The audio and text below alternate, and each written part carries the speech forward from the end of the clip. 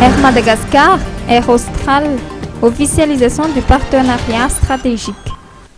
Le ministre des Finances et du Budget, le ministre des Transports et de la Météorologie, ainsi que le président directeur général d'Air Austral ont procédé à la signature de l'acte de cession, dit closing, de la compagnie Air Madagascar, un événement qui marque l'entrée officielle du partenaire stratégique Air Austral dans le capital de la Air Madagascar avec 49% des actions, mais qui annonce par la même occasion la mise en œuvre du plan de redressement de la compagnie nationale. Le partenaire stratégique est donc là pour essayer de rassembler les moyens pour pouvoir faire face à ces besoins de financement. Et ces besoins sont surtout étalés dans le temps. Donc en fait, on a pu définir, je dirais, presque 4 tranches qui devraient permettre de répondre en fait à la question.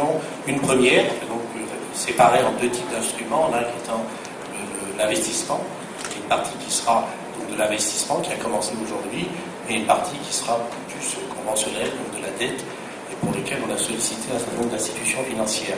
Sur la première partie de l'investissement, Air Austral avait déjà sollicité un certain nombre d'actionnaires qui ont souhaité rentrer dans son capital, donc c'est une augmentation de capital d'Air Austral qui a été opérée, qui continue évidemment d'être opérée, et qui permettra donc ensuite de financer une partie et la totalité donc, de l'investissement qui s'élèvera au total à 15 millions d'euros et qui sera étalé sur 6 mois. Et ensuite, les 25 millions feront l'objet de 2 tranches, l'une qui normalement devrait arriver vers la mi-2018 et une autre début 2019, et pour lequel en fait plusieurs banques ont déjà actuellement fait part de leur intérêt.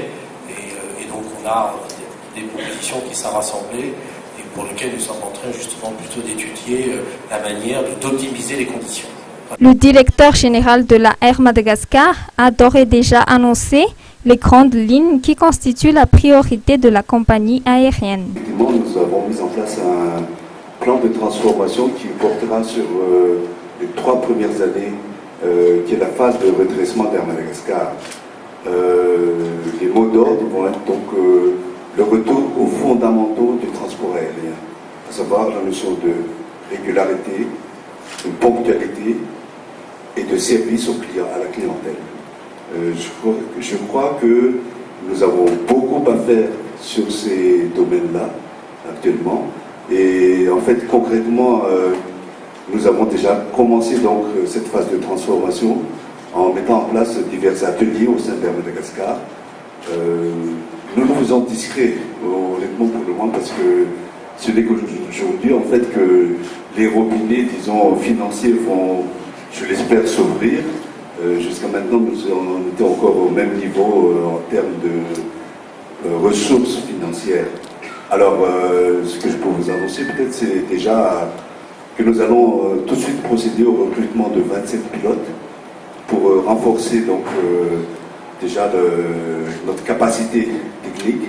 L'occasion a en outre été saisie par le ministre des Finances et du Budget, Vunsalam Andjiambouloul, d'annoncer la mise en place d'un plan d'apurement des dettes de la Air Madagascar, laquelle devra être entièrement autonome en 2018. Donc il est de notre devoir et de notre responsabilité d'assurer l'avenir de cette compagnie. Dans ce sens, donc, nous avons dû assainir la situation d'Air Madagascar avant l'entrée du partenaire Air Austral. Et c'est pourquoi l'État a pris en charge le règlement des dettes de cette compagnie. Vous savez tous que dans la loi des finances 2017, nous avons prévu une enveloppe de 303 milliards d'ariens pour le règlement des dettes de Madagascar avant l'entrée du partenaire stratégique. Ça a été inscrit dans la loi des finances et aujourd'hui nous sommes en cours d'exécution pour l'utilisation de ce montant. Alors, ça n'a pas été, contrairement à ce que vous pensez, débloqué d'un seul bloc.